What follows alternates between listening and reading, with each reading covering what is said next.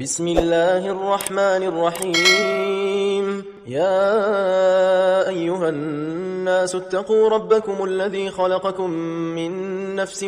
واحدة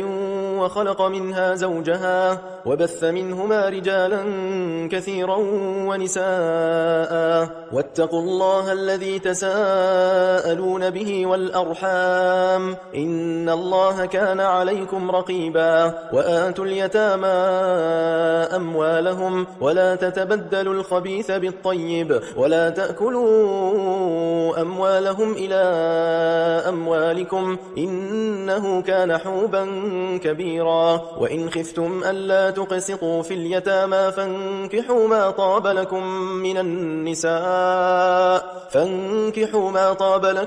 من النساء مثنى وثلاث ورباع فإن خفتم ألا تعدلوا فواحدة أو ما ملكت أيمانكم ذلك أدنى ألا تعولوا وآتوا النساء صدقاتهن نحلة فإن طبن لكم عن شيء منه نفسا فكلوه هنيئا مريئا ولا تؤتوا السفهاء أموالكم التي جعل الله لكم قياما وارزقوهم فيها واكسوهم وقولوا لهم قولا معروفا وابتلوا اليتامى حتى إذا بلغوا النكاح فإن آنستم منهم رشدا فادفعوا إليهم أموالهم ولا تأكلوها إسرافا وبدارا أن يكبروا ومن كان غنيا فليستعفف ومن كان فقيرا فليأكل بالمعروف فإذا دفعتم إليهم أموالهم فأشهدوا عليهم وكفى بالله حسيبا للرجال نصيب مما ترك الوالدان والأقربون وللنساء نصيب مما ترك الوالدان والأقربون مما قل منه أو كثر نصيبا مفروضا وإذا حضر القسمة أولو القربى واليتامى والمساكين فارزقوهم منه وقولوا لهم قولا معروفا وليخشى الذين لو تركوا من خلفهم ذرية ضعافا خافوا عليهم فليتقوا الله وليقولوا قولا سديدا إن الذين يأكلون أموال اليتامى ظلما إنما يأكلون في بطونهم نارا وسيصلون سعيرا يوصيكم الله في أولادكم للذكر مثل حظ الأنثيين فإن كن نساء فوق 2 فلهن ثلثا ما ترك وإن كانت واحدة فلها النصف ولأبويه لكل واحد منهما السدس مما ترك إن كان له ولد فإن لم يكن له ولد وورثه أبواه فلأمه الثلث فإن كان له إخوة فلأمه السدس من بعد وصية يوصي بها أو دين آباؤكم وأبناؤكم لا تدرون أيهم أقرب لكم نفعا فريضة من الله إن الله كان عليما حكيما ولكم نصف ما ترك أزواجكم إن لم يكن لهن ولد فإن كان لهن ولد فلكم الربع مما تركن من بعد وصية يوصين بها أو دين ولهن الربع مما تركتم إن لم يكن لكم ولد فإن كان لكم ولد فلهن الثمن مما تركتم من بعد وصية توصون بها أو دين وإن كان رجل يورث كلالة أو امرأة وله أخ أو أخت فلكل واحد منهما السدس فإن كانوا أكثر من ذلك فهم شركاء في الثلث من بعد وصية يوصى بها أو دين غير مضار وصية من الله والله عليم حليم. تلك حدود الله، ومن يطع الله ورسوله يدخله جنات تجري من تحتها الأنهار خالدين فيها، وذلك الفوز العظيم. ومن يعص الله ورسوله ويتعد حدوده يدخله نارا خالدا فيها، وله عذاب مهين. واللاتي يأتين الفاحشة من نسائكم فاستشهدوا عليهن 4 منكم، فإن شهدوا فأمسكوهن في البيوت حتى يتوفاهن الموت أو يجعل الله لهن سبيلا. واللذان يأتيانها منكم فآذوهما، فإن تابا وأصلحا فأعرضوا عنهما، إن الله كان توابا رحيما. إنما التوبة على الله للذين يعملون السوء بجهالة ثم يتوبون من قريب فأولئك يتوب الله عليهم، وكان الله عليما حكيما. وليست التوبة للذين يعملون السيئات حتى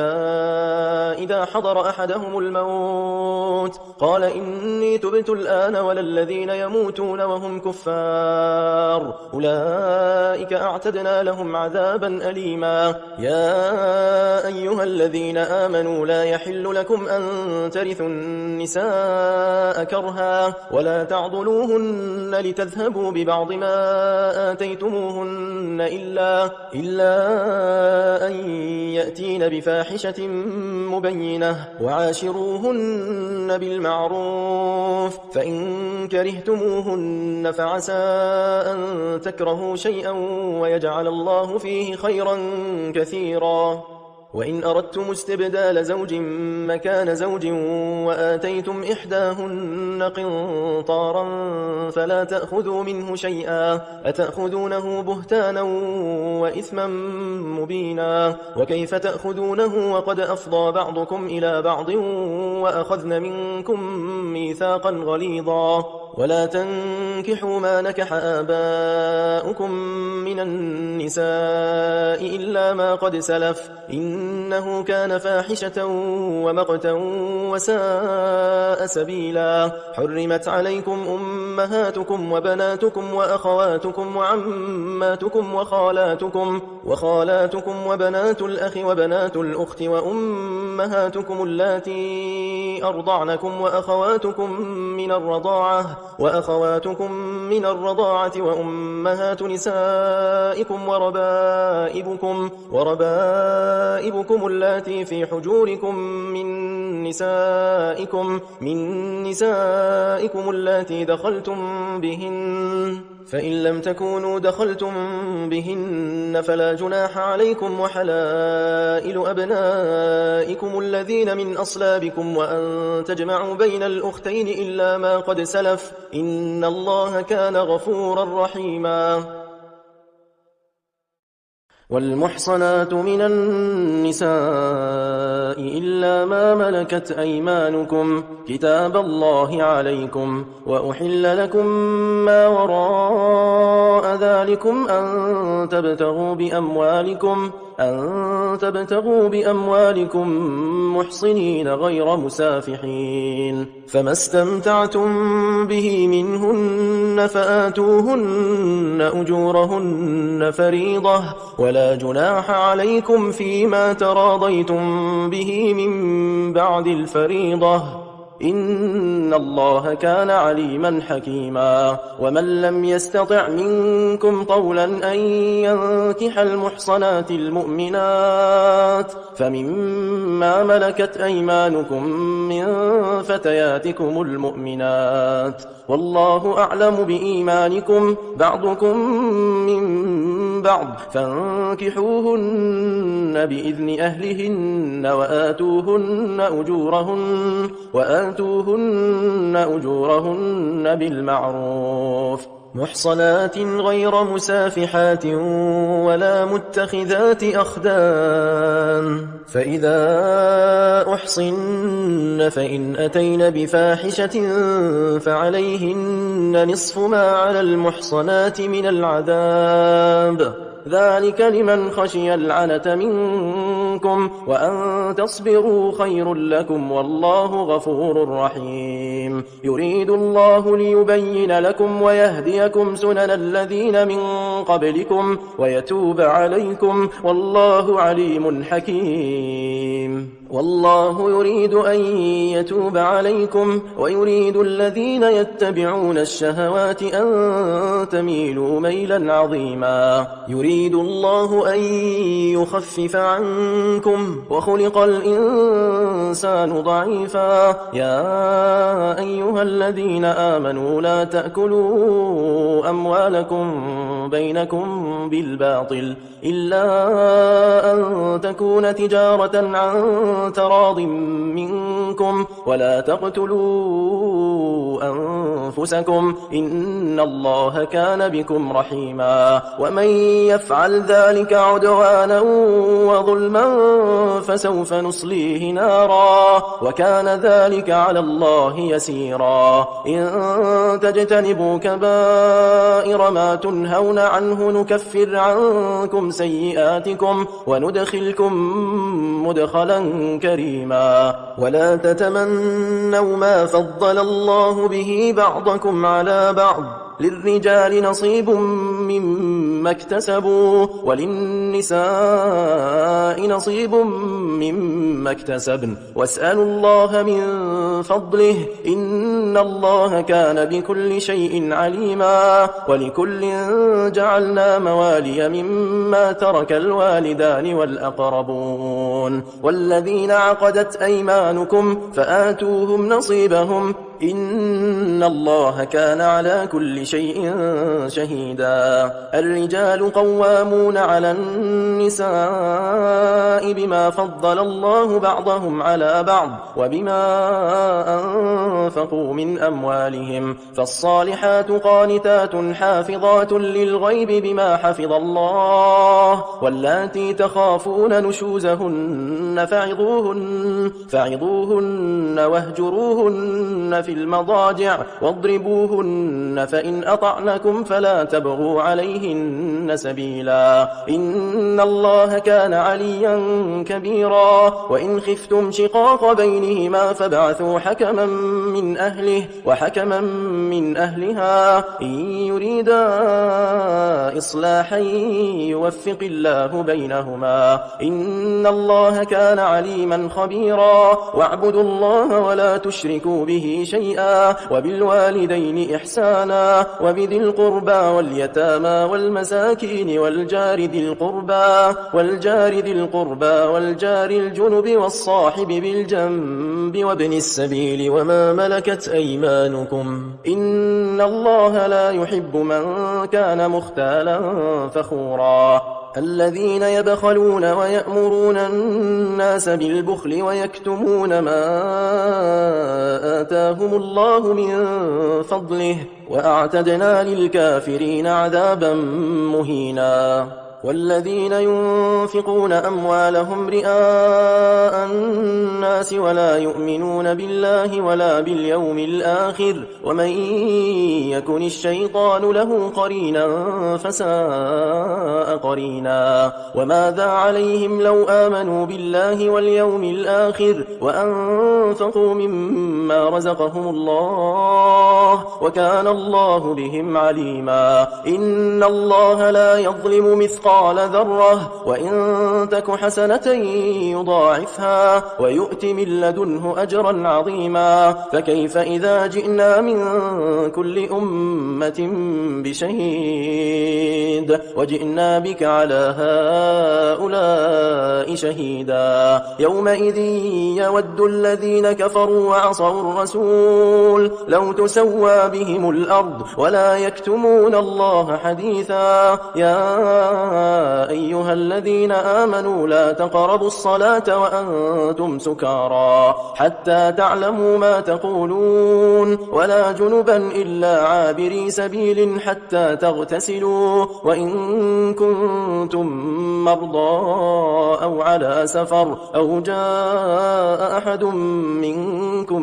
من الغائط أو لامستم النساء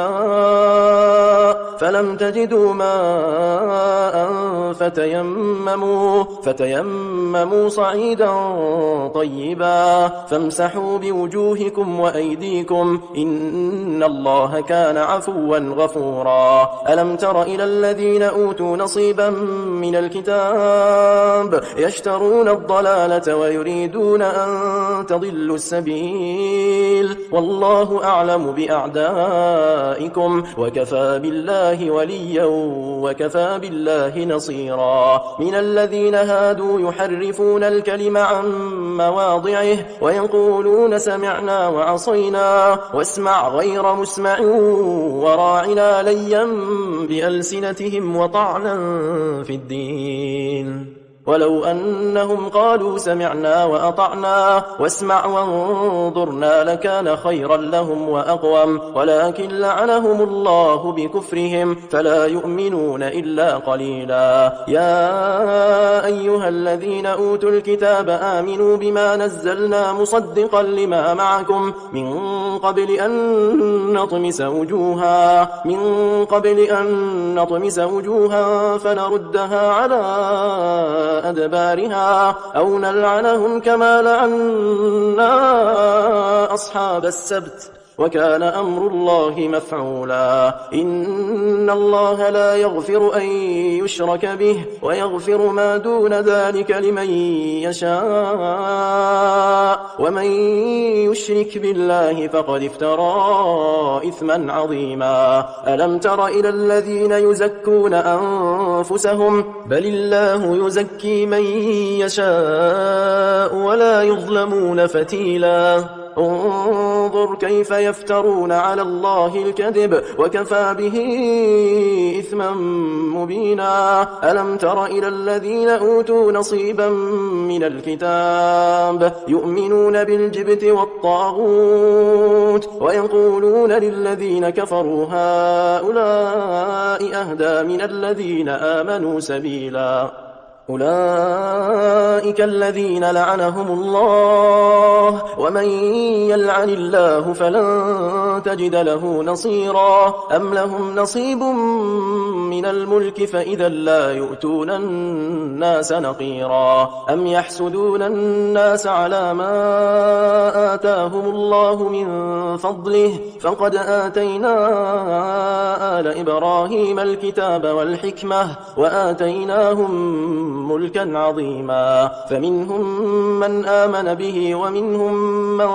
صد عنه وكفى بجهنم سعيرا إن الذين كفروا بآياتنا سوف نصليهم نارا كلما نضجت جلودهم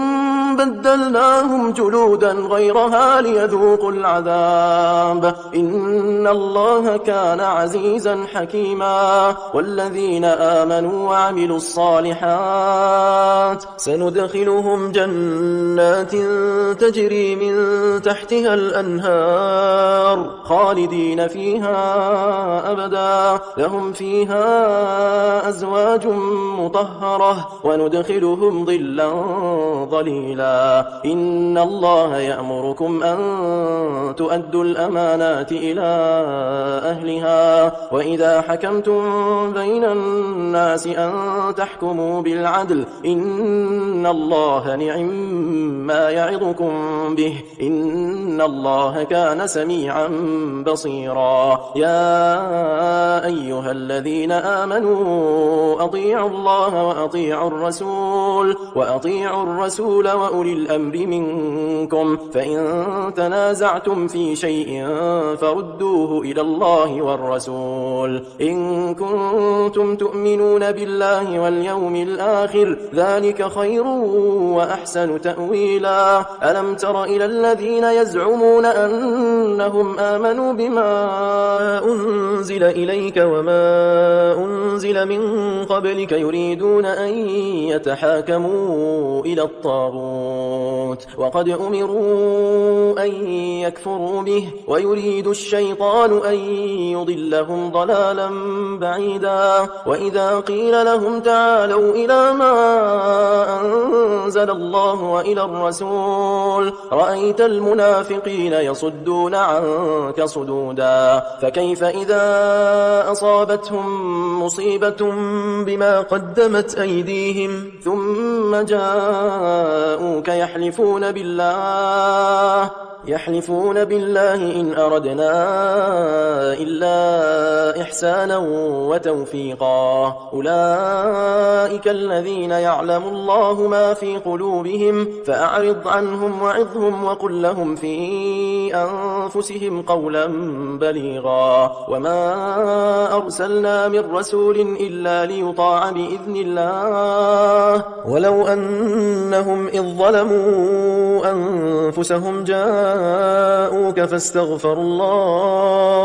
واستغفر لهم الرسول لوجدوا الله توابا رحيما فلا وربك لا يؤمنون حتى يحكموك فيما شجر بينهم ثم لا يجدوا في أنفسهم حرجا مما قضيت ويسلموا تسليما ولو أنا كتبنا عليهم أن اقتلوا أنفسكم أو اخرجوا من دياركم ما فعلوه إلا قليل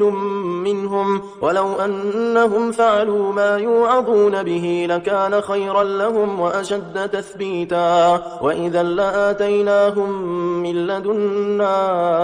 أجرا عظيما ولهديناهم صراطا مستقيما ومن يطع الله والرسول فأولئك مع الذين أنعم الله عليهم من النبيين والصديقين والشهداء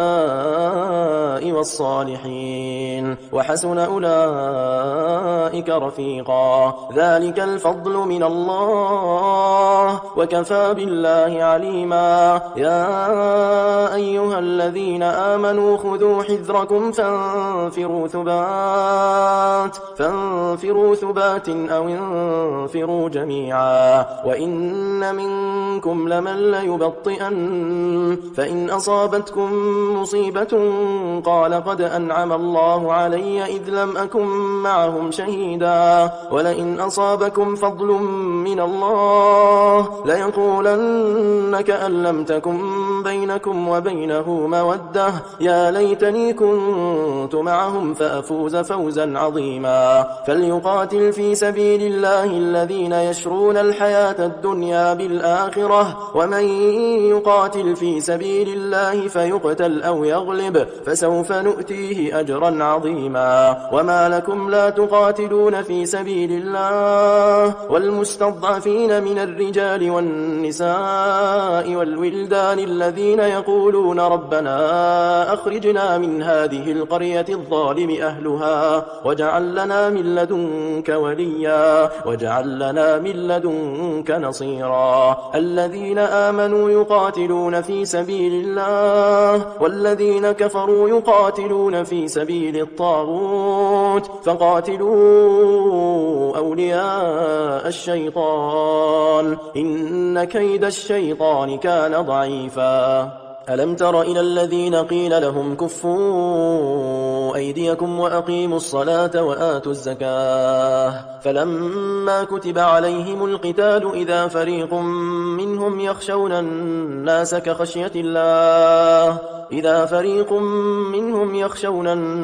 كخشية الله أو أشد خشية وقالوا ربنا لم كتبت علينا القتال لولا أخرتنا إلى أجل قريب قل متاع الدنيا قليل والآخرة خير لمن اتقى ولا تظلمون فتيلا أينما تكونوا يدرككم الموت ولو كنتم في بروج مشيدة وإن تصبهم حسنة يقولوا هذه من عند الله وإن تصبهم سيئة يقولوا هذه من عندك قل كل من عند الله فما لهؤلاء القوم لا يكادون يفقهون حديثا ما أصابك من حسنة فمن الله وما أصابك من سيئة فمن نفسك وأرسلناك للناس رسولا وكفى بالله شهيدا من يطع الرسول فقد أطاع الله ومن تولى فما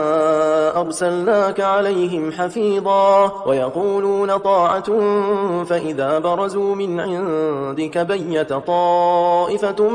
منهم غير الذي تقول والله يكتب ما يبيتون فأعرض عنهم وتوكل على الله وكفى بالله وكيلا أفلا يتدبرون القرآن ولو كان من عند غير الله لوجدوا فيه اختلافا كثيرا وإذا جاءهم أمر من الأمن أو الخوف أذاعوا به ولو ردوه إلى الرسول وإلى أولي الأمر منهم لعلمه الذين يستنبطونه منهم ولولا فضل الله عليكم ورحمته لاتبعتم الشيطان إلا قليلا فقاتل في سبيل الله لا تكلف إلا نفسك وحرض المؤمنين عسى الله أن يكف بأس الذين كفروا والله أشد بأسا وأشد تنكيلا من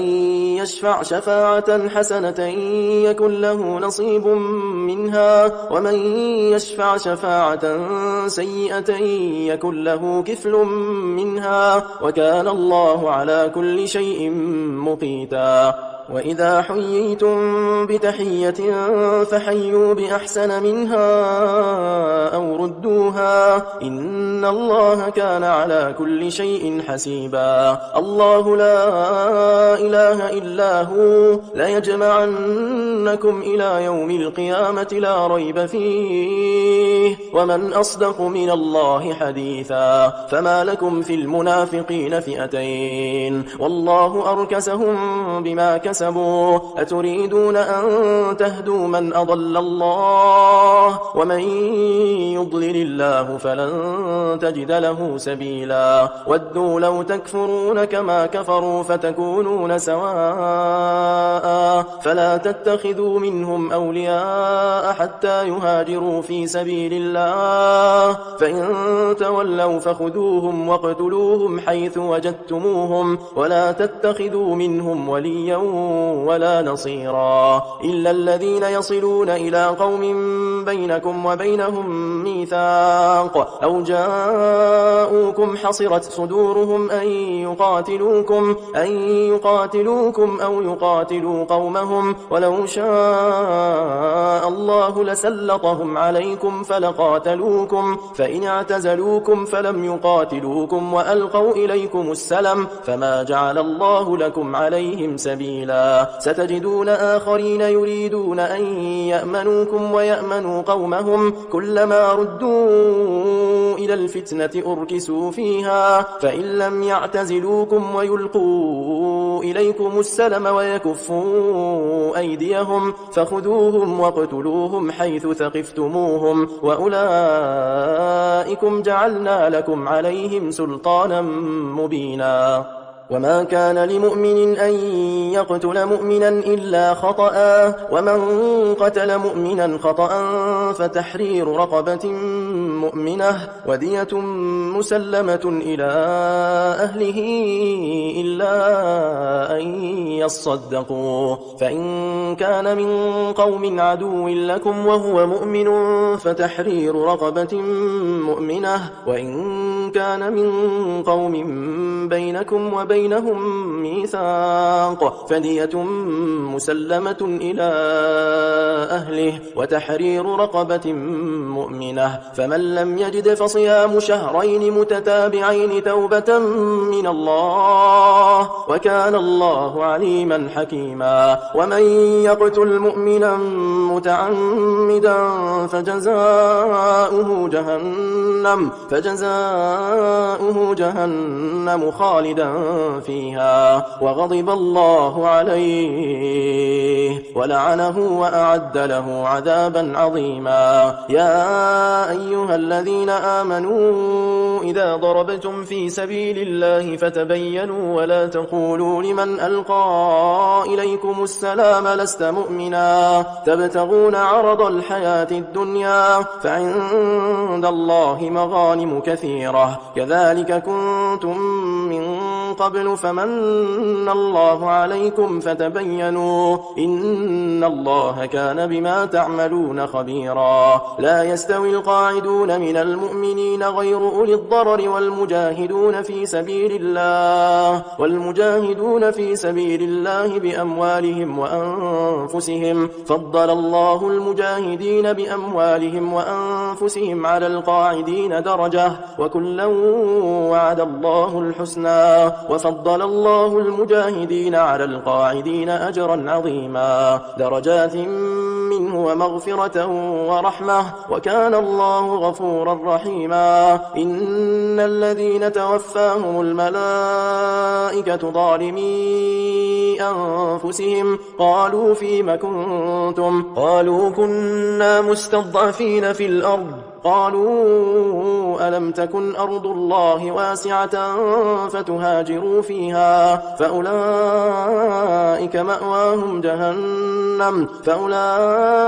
مأواهم جهنم وساءت مصيرا إلا المستضعفين من الرجال والنساء والولدان لا يستطيعون حيلة ولا يهتدون سبيلا فأولئك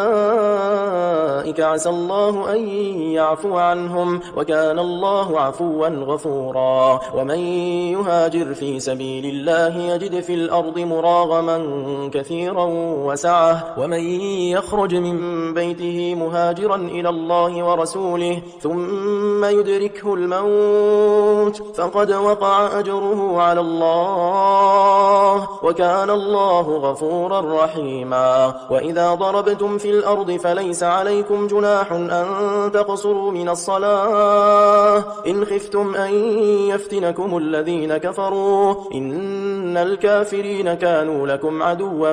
مبينا وإذا كنت فيهم فأقمت لهم الصلاة فلتقم طائفة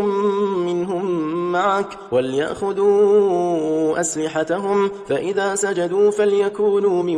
ورائكم ولتأت طائفة أخرى لم يصلوا فليصلوا معك وليأخذوا حذرهم وأسلحتهم ود الذين كفروا لو تغفلون عن أسلحتكم وأمتعتكم فيميلون عليكم ميلة واحدة ولا جناح عليكم إن كان بكم أذى من مطر أو كنتم مرضى أن تضعوا أسلحتكم وخذوا حذركم إن الله أعد للكافرين عذابا مهينا فإذا قضيتم الصلاة فاذكروا الله قياما وقعودا وعلى جنوبكم فإذا طمأنتم فأقيموا الصلاة إن الصلاة كانت على المؤمنين كتابا موقوتا ولا تهنوا في ابتغاء القوم إن تكونوا تألمون فإنهم يألمون كما تألمون وترجون من الله ما لا يرجون وكان الله عليما حكيما إنا أنزلنا إليك الكتاب بالحق لتحكم بين الناس بما أراك الله ولا تكن للخائنين خصيما واستغفر الله إن الله كان غفورا رحيما ولا تجادل عن الذين يختانون أنفسهم إن الله لا يحب من كان خوانا أثيما يستخفون من الناس ولا يستخفون من الله وهو معهم إذ يبيتون ما لا يرضى من القول وكان الله بما يعملون محيطا ها أنتم هؤلاء جادلتم عنهم في الحياة الدنيا فمن يجادل الله عنهم يوم القيامة أم من يكون عليهم وكيلا ومن يعمل سوءا أو يظلم نفسه ثم يستغفر الله يجد الله غفورا رحيما ومن يكسب إثما فإنما يكسبه على نفسه وكان الله عليما حكيما ومن يكسب خطيئة أو إثما ثم يرم به بريئا فقد احتمل بهتانا وإثما مبينا ولولا فضل الله عليك ورحمته لهم طائفة منهم أن يضلوك وما يضلون إلا أنفسهم وما يضرونك من شيء وأنزل الله عليك الكتاب والحكمة وعلمك ما لم تكن تعلم وكان فضل الله عليك عظيما لا خير في كثير من نجواهم إلا من أمر بصدقة أو معروف أو إصلاح بين الناس ومن يفعل ذلك ابتغاء مرضات الله فسوف نؤتيه أجرا عظيما ومن يشاقق الرسول من بعد ما تبين له الهدى ويتبع غير سبيل المؤمنين نوله ما تولى ونصله جهنم وساءت مصيرا إن الله لا يغفر أن يشرك به ويغفر ما دون ذلك لمن يشاء ومن يشرك بالله فقد ضل ضلالا بعيدا إن يدعون من دونه إلا إناثا وإن يدعون إلا شيطانا مريدا لعنه الله وقال لأتخذن من عبادك نصيبا مفروضا ولأضلنهم ولأمنينهم ولآمرنهم فليبتكن آذان الأنعام ولآمرنهم فليغيرن خلق الله ومن يتخذ الشيطان وليا من دون الله فقد خسر خسرانا مبينا يعدهم ويمنيهم وما يعدهم الشيطان إلا غرورا أولئك مأواهم جهنم ولا يجدون عنها محيصا والذين آمنوا وعملوا الصالحات سندخلهم جنات تجري من تحتها الأنهار خالدين فيها أبدا وعد الله حقا ومن أصدق من الله قيلا ليس بأمانيكم ولا أماني أهل الكتاب من يعمل سوءا يجز به ولا يجد له من دون الله وليا ولا نصيرا ومن يعمل من الصالحات من ذكر أو أنثى وهو مؤمن فأولئك يدخلون الجنة ولا يظلمون نقيرا ومن أحسن دينا ممن أسلم وجهه لله وهو محسن واتبع ملة إبراهيم حنيفا واتخذ الله إبراهيم خليلا ولله ما في السماوات وما في الأرض وكان الله بكل شيء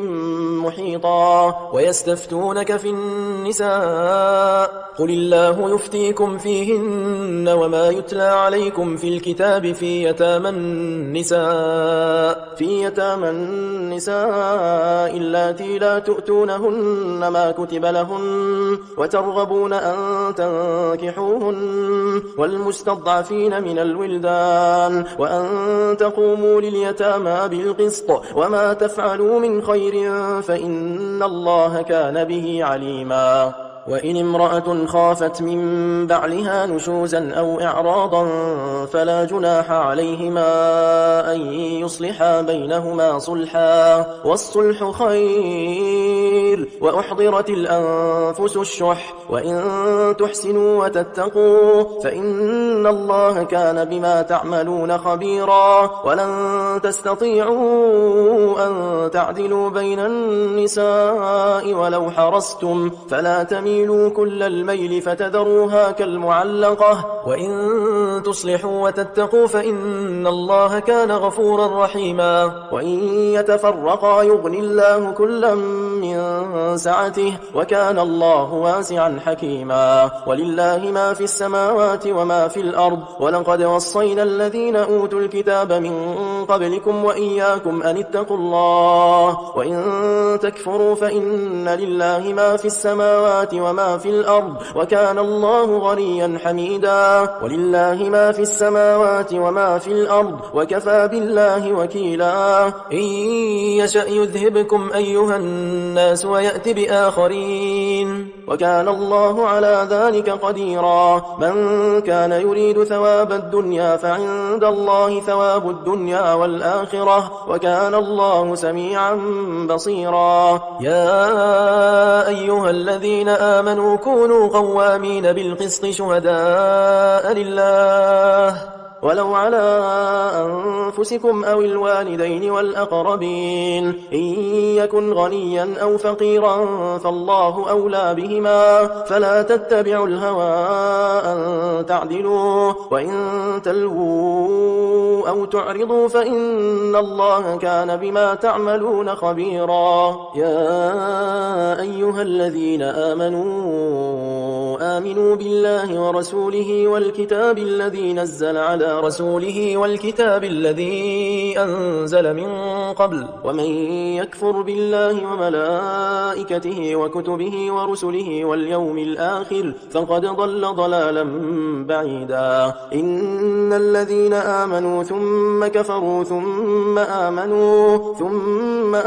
ثم كفروا ثم ازدادوا كفرا لم يكن الله ليغفر لهم ولا ليهديهم سبيلا. بشر المنافقين بأن لهم عذابا أليما. الذين يتخذون الكافرين أولياء من دون المؤمنين أيبتغون عندهم العزة فإن العزة لله جميعا. وقد نزل عليكم في الكتاب أن إذا سمعتم آيات الله يكفر بها ويستهزأ بها فلا تقعدوا معهم حتى يخوضوا في حديث غيره إنكم إذا مثلهم إن الله جامع المنافقين والكافرين في جهنم جميعا. الذين يتربصون بكم فإن كان لكم فتح من الله قالوا ألم نكن معكم وإن كان للكافرين نصيب قالوا ألم نستحوذ عليكم ونمنعكم من المؤمنين فالله يحكم بينكم يوم القيامة ولن يجعل الله للكافرين على المؤمنين سبيلا. إن المنافقين يخادعون الله وهو خادعهم وإذا قاموا إلى الصلاة قاموا كسالى يراءون الناس ولا يذكرون الله إلا قليلا مذبذبين بين ذلك لا إله هؤلاء ولا إله هؤلاء ومن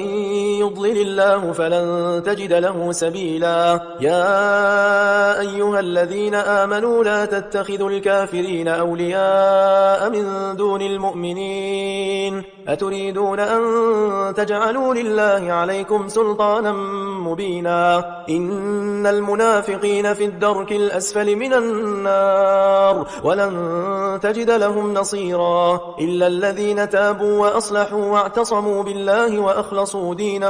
وأخلصوا دينهم لله فأولئك مع المؤمنين وسوف يؤتي الله المؤمنين أجرا عظيما. ما يفعل الله بعذابكم إن شكرتم وآمنتم وكان الله شاكرا عليما. لا يحب الله الجهر بالسوء من القول إلا من ظلم وكان الله سميعا عليما. إن تبدوا خيرا أو تخفوه أو تعفو عن سوء فإن الله كان عفوا قديرا. إن الذين يكفرون بالله ورسله ويريدون أن يفرقوا بين الله ورسله ويقولون نؤمن ببعض ونكفر ببعض ويريدون أن يتخذوا بين ذلك سبيلا أولئك هم الكافرون حقا وأعتدنا للكافرين عذابا مهينا. والذين آمنوا بالله ورسله ولم يفرقوا بين أحد منهم أولئك سوف يؤتيهم أجورهم وكان الله غفورا رحيما. يسألك أهل الكتاب أن تنزل عليهم كتابا من السماء فقد سألوا موسى أكبر من ذلك فقالوا أرنا الله جهرة فأخذتهم الصاعقة بظلمهم ثم اتخذوا العجل من بعد ما جاءتهم البينات فعفونا عن ذلك وآتينا موسى سلطانا مبينا. ورفعنا فوقهم الطور بميثاقهم وقلنا لهم ادخلوا الباب سجدا وقلنا لهم لا تعدوا في السبت وأخذنا منهم ميثاقا غليظا. فبما نقضهم ميثاقهم وكفرهم بآيات الله وقتلهم الأنبياء بغير حق وقولهم قلوبنا غلف بل طبع الله عليها بكفرهم فلا يؤمنون إلا قليلا. وبكفرهم وقولهم على مريم بهتانا عظيما وقولهم إنا قتلنا المسيح عيسى بن مريم رسول الله وما قتلوه وما صلبوه ولكن شبه لهم وإن الذين اختلفوا فيه لفي شك منه ما لهم به من علم إلا اتباع الظن وما قتلوه يقينا بل رفعه الله إليه وكان الله عزيزا حكيما. وإن من أهل الكتاب إلا ليؤمنن به قبل موته ويوم القيامة يكون عليهم شهيدا. فبظلم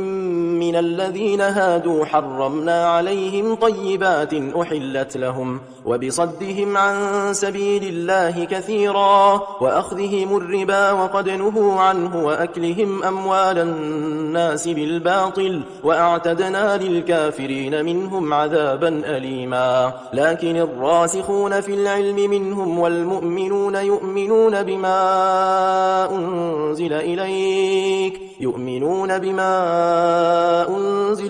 وما أنزل من قبلك والمقيمين الصلاة والمؤتون الزكاة والمؤمنون بالله واليوم الآخر أولئك سنؤتيهم أجرا عظيما. إنا أوحينا إليك كما أوحينا إلى نوح والنبيين من بعده وأوحينا إلى إبراهيم وإسماعيل وإسحاق ويعقوب والأسباط وعيسى وأيوب ويونس وهارون وسليمان وآتينا داود زبورا ورسلا قد قصصناهم عليك من قبل ورسلا لم نقصصهم عليك وكلم الله موسى تكليما رسلا مبشرين ومنذرين لئلا يكون للناس على الله حجة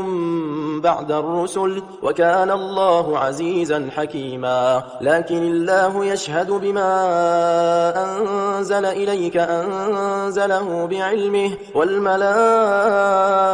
يشهدون وكفى بالله شهيدا إن الذين كفروا وصدوا عن سبيل الله قد ضلوا ضلالا بعيدا إن الذين كفروا وظلموا لم يكن الله ليغفر لهم ولا ليهديهم طريقا إلا طريق جهنم خالدين فيها أبدا وكان ذلك على الله يسيرا يا أيها الناس قد جاءكم الرسول بالحق من ربكم فآمنوا خيرا لكم وإن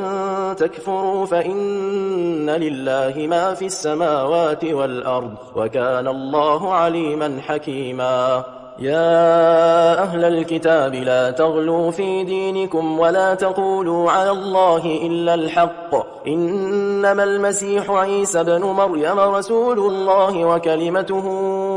ألقاها إلى مريم وروح منه فآمنوا بالله ورسله ولا تقولوا ثلاثة انتهوا خيرا لكم إنما الله إله واحد سبحانه أن يكون له ولد له ما في السماوات وما في الأرض وكفى بالله وكيلا لن يستنكف المسيح أن يكون عبدا لله ولا الملائكة المقربون ومن يستنكف عن عبادته ويستكبر فسيحشرهم إليه جميعا فأما الذين آمنوا وعملوا الصالحات فيوفيهم أجورهم ويزيدهم من فضله وأما الذين استنكفوا واستكبروا فيعذبهم عذابا أليما ولا يجدون لهم من دون الله وليا ولا نصيرا يا أيها الناس قد جاءكم برهان من ربكم وأنزلنا إليكم نورا مبينا فأما الذين آمنوا بالله واعتصموا به فسيدخلهم في رحمة منه وفضل ويهديهم إليه صراطا مستقيما يستفتونك قل الله يفتيكم في الكلالة إن امرؤ هلك ليس له ولد وله أخت فلها نصف ما ترك وهو يرثها إن لم يكن لها ولد فإن كانت اثنتين فلهما الثلثان مما ترك وإن كانوا إخوة رجالا ونساء فللذكر مثل حظ الأنثيين يبين الله لكم أن تضلوا والله بكل شيء عليم